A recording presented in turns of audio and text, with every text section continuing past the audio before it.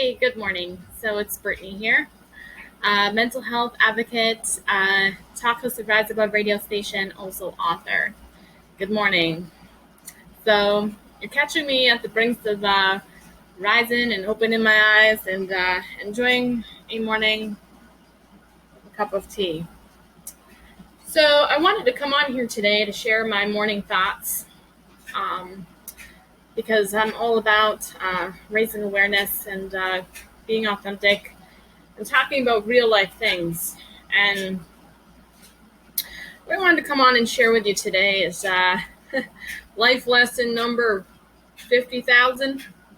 Just kidding. But anyways, so what I wanted to come on here today to talk about is people you meet in the world, they're not always your friends. Not everyone you meet in this world, whether they come to your face nice, whether they come to your face, feeling bad for you or whatever it is, they're not always your friend. And what I wanted to kind of bring it down to without really, talking about beliefs and all of that, I really don't want the politics or the bigotry. But what I will say is that some people in this world will come to you dressed as a sheep, but really a wolf inside. And sometimes you got to go through the experiences over and over and over and over, unfortunately, to kind of come to a conclusion that they're a wolf inside.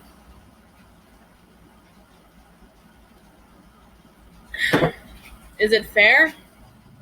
Not necessarily.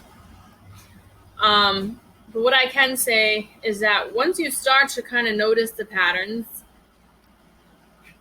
of who's really a friend and who's not, who's going to be there when the sun is out and also when the clouds are out, and who is really there for genuine support. Because once you start investing your energy into a person and realize that they're like the ticket machine at like Chuck E. Cheese, for example, and they're just sucking your energy like a ticket machine, it can really mess with your psyche. It can really mess with your spiritual aspect. Can really deplete your spiritual bubble instead of trying to raise you up spiritually, right? Certain people that when you're vulnerable and when you're suffering and you're in a lot of pain, the devil likes that and often can speak through the people in the world that you're reaching out to or what have you. Even if you have the right intentions in your heart, oftentimes those that see that don't always necessarily have a tender heart or actually care, so to say. They're like that ticket machine at Chuck E. Cheese.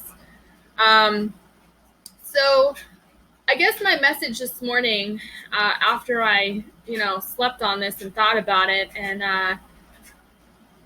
really started feeling the visceral, the parasympathetic, all of those feelings internally within my body and realizing how sick it can make you feel. For example, eating at McDonald's, right? We eat McDonald's all the time. It really makes our stomach upset. So that's kind of like what it feels like to be surrounded by people who say they have your back, but completely don't act like they have your back. There are people out in the world today that are literally waiting to hear your next fall, that are waiting to hear your next misery statement. There are people out there that are literally waiting to see you fall, to see you trip over your own foot. Those are not your people. Those are not your people. And so the people that you do want to surround yourself with, even if that's just a few friends that are actually in your circle, it's better to have a few friends than a whole world of fake friends. Simple put. Now, in the Bible, it talks about loving everyone and loving one another and treating your neighbor correctly and this and that.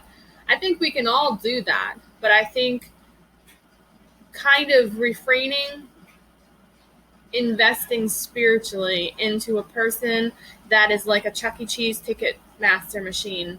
Um, you can love from a distance and wish them well, but when you notice that they're starting to take away from your life than actually put into your life, and especially when you're when you're talking about something vulnerable and you're talking about like the scars, right? um, what I think of it as is when somebody starts using your scars to attack you in one of your vulnerable statements, or maybe you upset them by something you said or did, and then they take your scar and just whip you across the face with it, those are not your people. Those are not your people. Um, when you start sharing vulnerable things that you're really struggling with or suffering with, uh, it can be really hard when you're going through a hard time and not want to blast about how you're having a bad time, right? Because you're in pain, so you're seeking comfort, you're seeking somebody to soothe the pain that you're in, right? What I can say is that everybody that has eyes on you doesn't always have the best intentions at heart. They could be, well, her man's treating her like crap. Let me see what I can do to say that I'm going to be macho man, and next thing I know, she's in my bed. Or two, you maybe have some jealous friends out there, or jealous people that maybe want what you have, and so when they see you fall, they're like, ha ha ha. Really, all of that is the devil inside of them reacting the way that they're reacting, or using your pain against you, or it's the devil.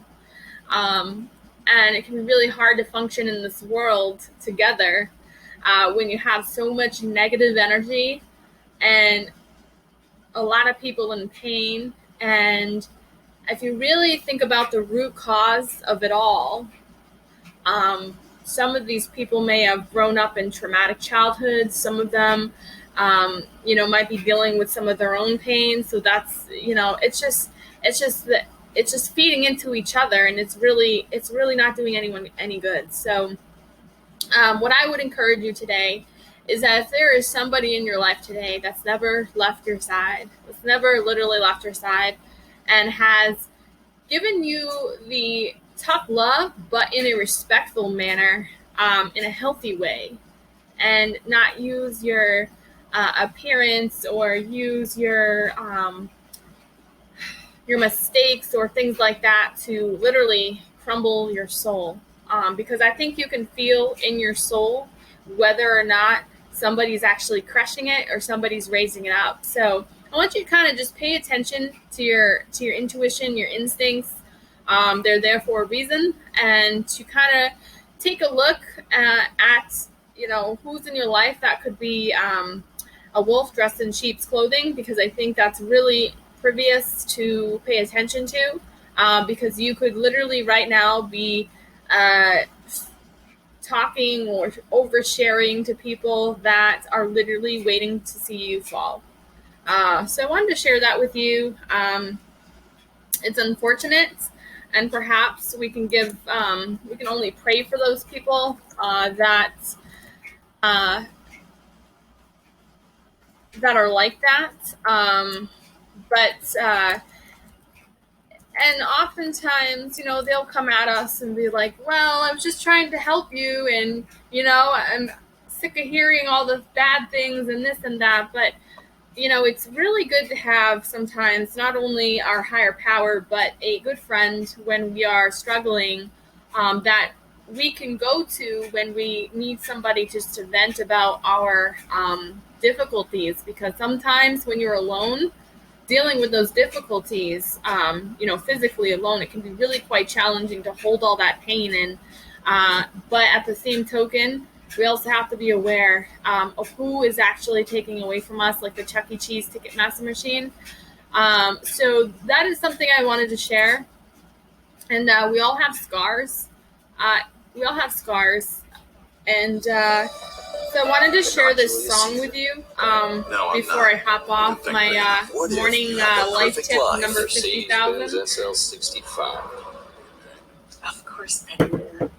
While I get the next song uploaded, Some kind of missionary letter?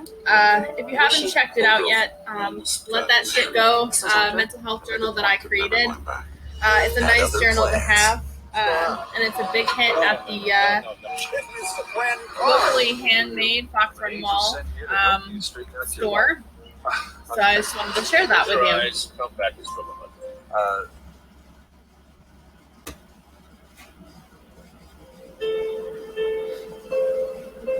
Right, so this is Scars in Heaven. If I had only known the last time would be the last time, I would have put off all the things I had to do. I would have stayed a little longer, held on a little tighter. Now would I give for one more day with you?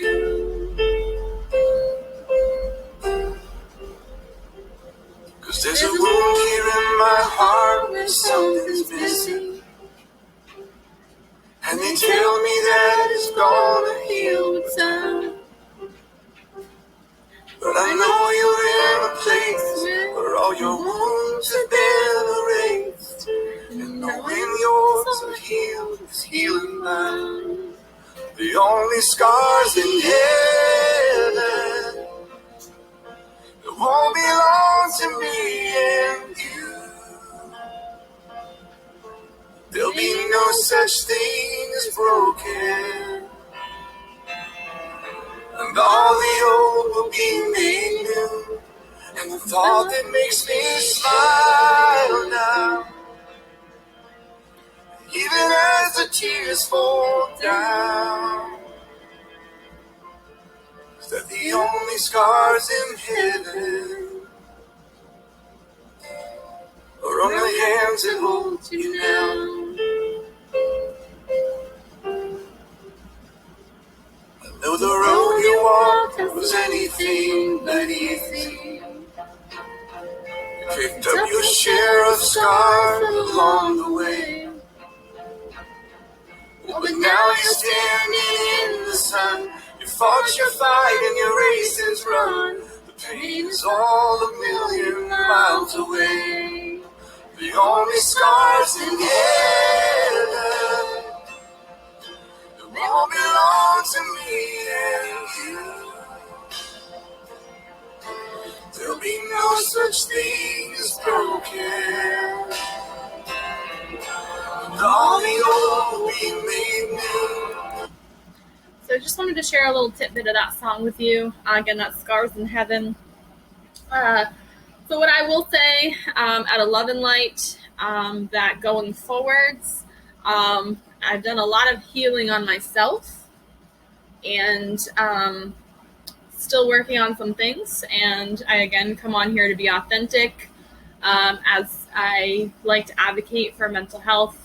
So I wanted to come on and share this with you. But going forwards, if I feel there's nothing good for my spirit, I'm simply going to have to detach. That's just what I will have to do. And I will only wish the best for all of those.